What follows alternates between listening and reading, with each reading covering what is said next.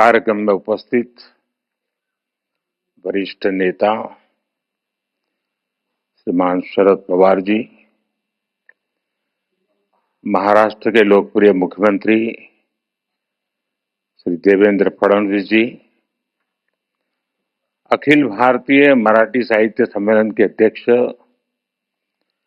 Doctor तारा भवालकर जी, पूर्व अध्यक्ष doctor Ravindra Shobhane जी, सभी सदस्यगण, मराठी भाषा के सभी विद्वद्गण और उपस्थित भाई और बहनों, अभी डॉक्टर तारा जी का भाषण पूरा हुआ तो मैंने ऐसे ही कहा फार छान।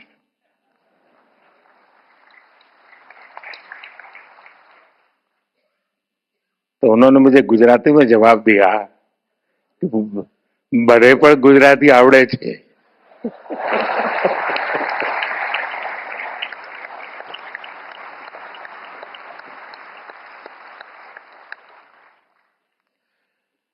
देशाच्या आर्थिक राजधानीच्या राज्यातून देशाच्या राजधानीत आलेल्या सर्व मराठी सारस्वतांना माझा नमस्कार।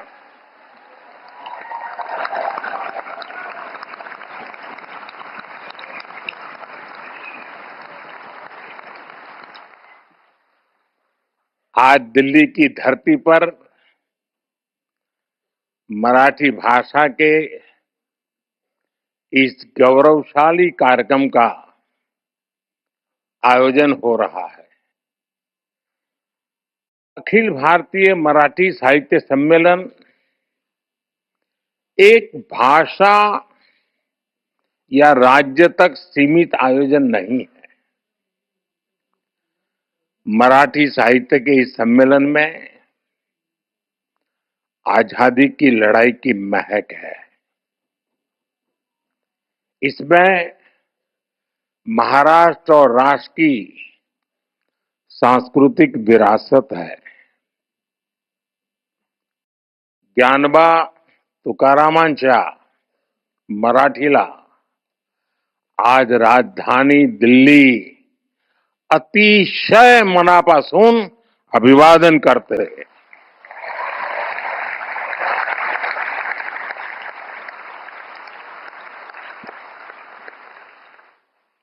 भाइयों बहनों, 1878 में पहले आयोजन से लेकर अब तक अखिल भारतीय मराठी साहित्य सम्मेलन देश की 147 वर्षों की यात्रा का साक्षी रहा है। महादेव गोविंद रानडे जी, हरिनारायण आप्टे जी, माधव श्रीहरि अणे जी, शिवराम परांजपे जी, वीर सावरकर जी, देश की कितनी ही महान विभूतियों ने इसकी अध्यक्षता की है। शरद जी के आमंत्रण पर आज मुझे इस गौरवपूर्ण परंपरा से जुड़ने का अवसर मिल रहा है। मैं आप सभी को देश दुनिया के सभी मराठी प्रेमियों को इस आयोजन की बहुत बहुत बधाई देता हूं।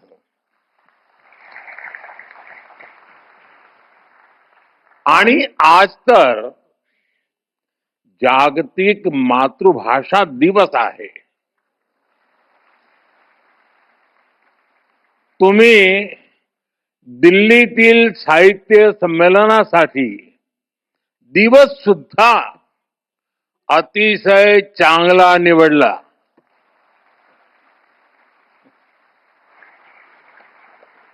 साथियों, मैं जब मराठी के बारे में सोचता हूं तो मुझे संत ज्ञानेश्वर का वचन याद आना बहुत स्वाभाविक है। माझ्या मराठीची बोलू कौतुके, परी अमृता तेही पैजासी जिंके. यानी मराठी भाषा अमृत से भी बढ़कर मीठी है. इसलिए मराठी भाषा और मराठी संस्कृति के प्रति मेरा जो प्रेम है, आप सब उससे भली भांति परिचित है. मैं आप विद्वानों की तरह मराठी में उतना प्रवीण तो नहीं हूं, लेकिन मराठी बोलने का प्रयास, मराठी के नए शब्दों को सीखने की कोशिश मैंने निरंतर की है. साथियों, ये मराठी सम्मेलन एक ऐसे समय हो रहा है जब छत्रपति शिवाजी महाराज के राज्याभिषेक के 350 वर्ष पूरे हुए हैं. जब पुण्य श्लोक अहिल्याबाई होलकर जी की जन्म जयंती के 300 वर्ष हुए हैं और कुछ ही समय पहले बाबा साहब अंबेडकर के प्रयासों से बने हमारे संविधान ने भी अपने 75 वर्ष पूरे किए हैं. साथियों, आज हम इस बात पर भी गर्व करेंगे कि महाराष्ट्र की धरती पर मराठी भाषी एक महापुरुष ने 100 वर्ष पहले राष्ट्रीय स्वयंसेवक संघ का बीज बोया था. आज ये एक वटवृक्ष के रूप में अपना शताब्दी वर्ष मना रहा है. वेद से विवेकानंद तक भारत की महान परंपरा और संस्कृति को नई पीढ़ी तक पहुंचाने का एक संस्कार यज्ञ राष्ट्रीय स्वयंसेवक संघ पिछले 100 वर्ष से चला रहा है. मेरा सौभाग्य है कि मेरे जैसे लाखों लोगों को आरएसएस ने देश के लिए जीने की प्रेरणा दी है और संघ के ही कारण मुझे मराठी भाषा और मराठी परंपरा से जुड़ने का भी सौभाग्य प्राप्त हुआ. इसी कालखंड में कुछ महीने पहले मराठी भाषा को अभिजात भाषा का दर्जा दिया गया है. देश और दुनिया में 12 करोड़ से ज्यादा मराठी भाषी लोग हैं. मराठी को अभिजात भाषा का दर्जा मिले, इसका करोड़ों मराठी भाषियों को दशकों से इंतजार था. ये काम पूरा करने का अवसर मुझे मिला. मैं इसे अपने जीवन का बड़ा सौभाग्य मानता हूं. माननीय विद्वद्जन, आप जानते हैं, भाषा केवल उसके संवाद का माध्यम पर नहीं होती है. हमारी भाषा हमारी संस्कृति की संवाहक होती है. ये बात सही है कि भाषाएं समाज में जन्म लेती है, लेकिन भाषा समाज के निर्माण में उतनी ही अहम भूमिका निभाती है. हमारी मराठी ने महाराष्ट्र और राष्ट्र के कितने ही मनुष्यों के विचारों को अभिव्यक्ति देकर हमारा सांस्कृतिक निर्माण किया है. इसलिए समर्थ रामदास जी कहते थे, मराठा तीतू का मेळवावा, महाराष्ट्र धर्म वाढवावा, आहे तितके जतन करावे, पुढे आणीक मिळवावे, महाराष्ट्र राज्य करावे. जिकडे तिकडे मराठी एक संपूर्ण भाषा है. इसलिए मराठी में शूरता भी है, वीरता भी है. मराठी में सौंदर्य भी है, संवेदना भी है, समानता भी है, समरसता भी है. इसमें अध्यात्म के स्वर भी है और आधुनिकता की लहर भी है. मराठी में भक्ति भी है, शक्ति भी है और युक्ति भी है. आप देखिए, जब भारत को आध्यात्मिक ऊर्जा की जरूरत हुई तो महाराष्ट्र के महान संतों ने ऋषियों के ज्ञान को मराठी भाषा में सुलभ कराया. संत ज्ञानेश्वर, संत तुकाराम, संत रामदास, संत नामदेव, संत तुकडोजी महाराज, गाडगे बाबा, गोरा कुमार और बहिणाबाई, महाराष्ट्र के कितने ही संतों ने भक्ति आंदोलन के जरिए मराठी भाषा में समाज को नई दिशा दिखाई. आधुनिक समय में भी गजानन दिगंबर माडगुलकर और सुधीर फड़के की गीत रामायण ने जो प्रभाव डाला वो हम सब जानते हैं. साथियों, गुलामी के सैकड़ों वर्षों के लंबे कालखंड में मराठी भाषा आक्रांताओं से मुक्ति का भी जयघोष बनी. छत्रपति शिवाजी महाराज, संभाजी महाराज और बाजीराव पेशवा जैसे वीर मराठा वीरों ने दुश्मनों को नाको चने चबाना दिए, उनको मजबूर कर दिया. आजादी की लड़ाई में वासुदेव बलवंत फड़के, लोकमान्य तिलक और वीर सावरकर जैसे सेनानियों ने अंग्रेजों की नींद उड़ा दी. उनके इस योगदान में मराठी भाषा और मराठी साहित्य का बहुत बड़ा योगदान था.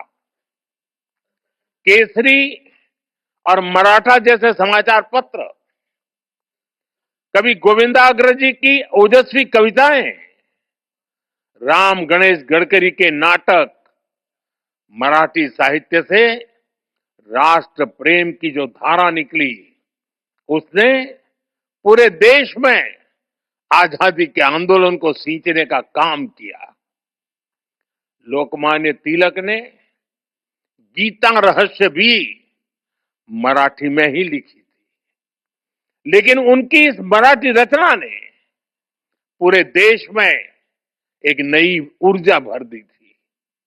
साथियों, मराठी भाषा और मराठी साहित्य ने समाज के शोषित, वंचित वर्ग के लिए सामाजिक मुक्ति के द्वार खोलने का भी अद्भुत काम किया है.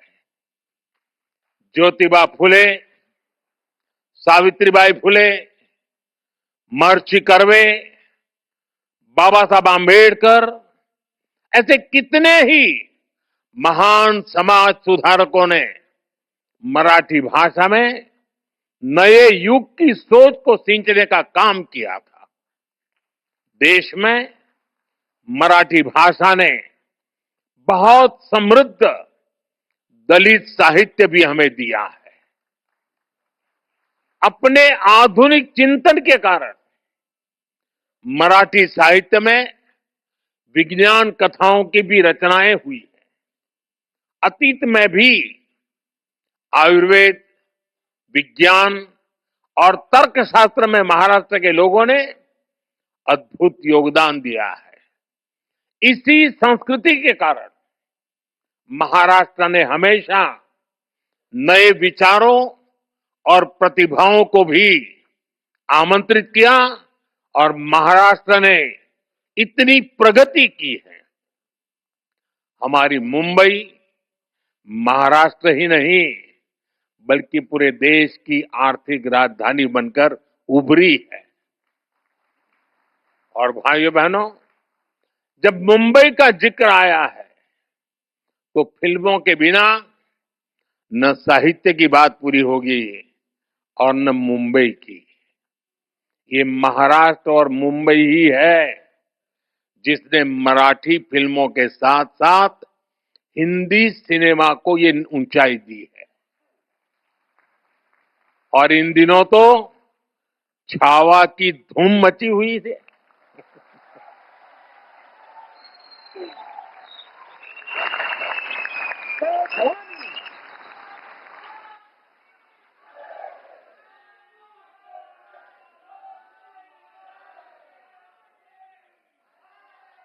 संभाजी महाराज के शौर्य से इस रूप में परिचय शिवाजी सावंत के मराठी उपन्यास ने ही कराया है। साथियों, कवि केशव सूत का एक पद है, जूने जाऊं दया मरना लागूने जाळूनी किंवा परुनी टाका सड़त न एक्या ठाई ठाका। यानी हम पुरानी सोच पर थमे नहीं रह सकते।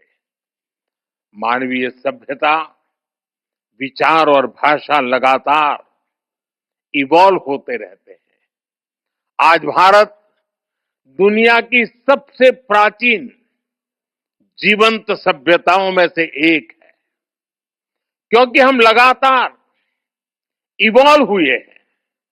हमने लगातार नए विचारों को जोड़ा है, नए बदलावों का स्वागत किया है। भारत में दुनिया की सबसे बड़ी भाषाई विविधता इसका प्रमाण है। हमारी ये भाषाई विविधता ही हमारी एकता का सबसे बुनियादी आधार भी है। मराठी खुद इसका सबसे बड़ा उदाहरण है, क्योंकि हमारी भाषा उस मां की तरह होती है जो अपने बच्चों को नए से नया, अधिक से अधिक ज्ञान देना चाहती है। मां की तरह ही भाषा भी किसी से भेदभाव नहीं करती। भाषा हर विचार का, हर विकास का आलिंगन करती है। आप जानते हैं, मराठी का जन्म संस्कृत से हुआ है, लेकिन इसमें उतना ही प्रभाव प्राकृत भाषा का भी है। ये पीढ़ी दर पीढ़ी आगे बढ़ी है। इसने मानवीय सोच को और अधिक व्यापक बनाया है। अभी मैंने लोकमान्य तिलक जी की गीता रहस्य का जिक्र किया। गीता रहस्य संस्कृत गीता की व्याख्या है। तिलक जी ने मूल गीता के विचारों को लिया और मराठी बोध से उसे और ज्यादा जन सुलभ बनाया। ज्ञानेश्वरी गीता में भी संस्कृत पर मराठी में टिप्पणी लिखी गई। आज वही ज्ञानेश्वरी देश भर के विद्वानों और संतों के लिए गीता को समझने के लिए एक मानक बन गई है। मराठी ने दूसरी सभी भारतीय भाषाओं से साहित्य को लिया है और बदले में उन भाषाओं को भी समृद्ध किया है।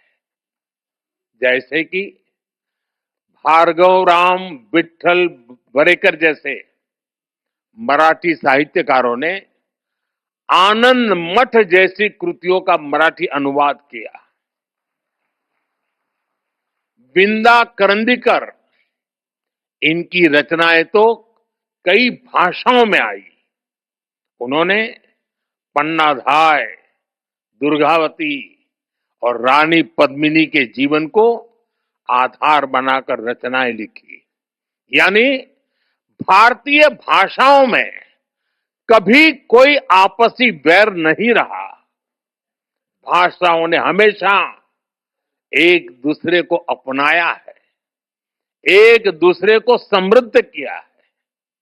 साथियों, कई बार जब भाषा के नाम पर भेद डालने की कोशिश की जाते हैं, तो हमारी भाषाओं की साझी विरासत ही उसका सही जवाब देती है। इन भ्रमों से दूर रहकर भाषाओं को समृद्ध करना, उन्हें अपनाना, ये हम सबका सामूहिक दायित्व है। इसलिए आज हम देश की सभी भाषाओं को मेन स्ट्रीम लैंग्वेज के रूप में देख रहे हैं। हम मराठी समेत सभी प्रमुख भाषाओं में शिक्षा को बढ़ावा दे रहे हैं। अब महाराष्ट्र के युवा मराठी में हायर एजुकेशन, इंजीनियरिंग और मेडिकल की पढ़ाई वहां का युवा आसानी से कर सकेंगे।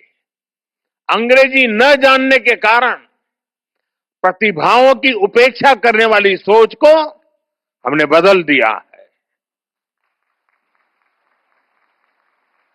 साथियों, हम सब कहते हैं कि हमारा साहित्य समाज का दर्पण होता है।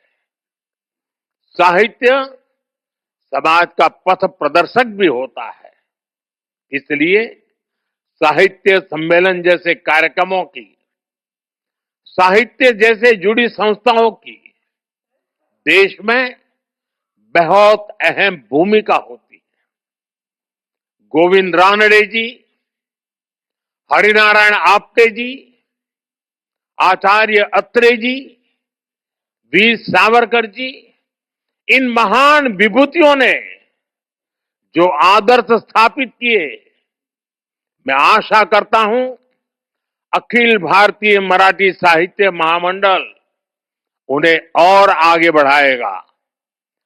2027 में साहित्य सम्मेलन की इस परंपरा को 150 वर्ष पूरे होंगे और तब 100वां सम्मेलन होगा।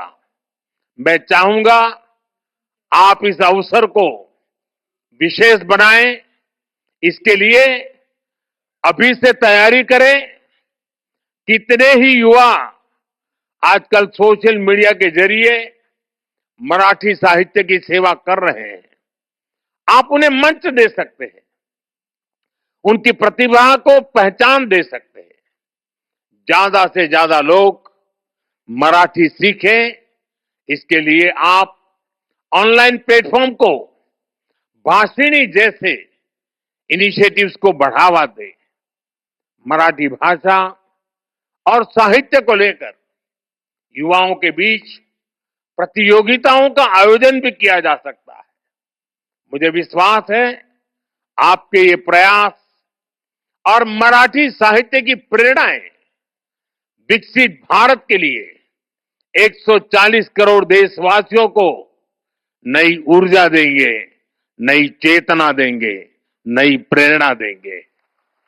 आप सभी महादेव गोविंद रानडे जी, हरिनारायण आप्टे जी, माधव श्रीहरि अणे जी, शिवराम परांजपे जी जैसे महान व्यक्तित्वों की महान परंपरा को आगे बढ़ाएं। इसी कामना के साथ आप सभी का एक बार फिर बहुत बहुत धन्यवाद।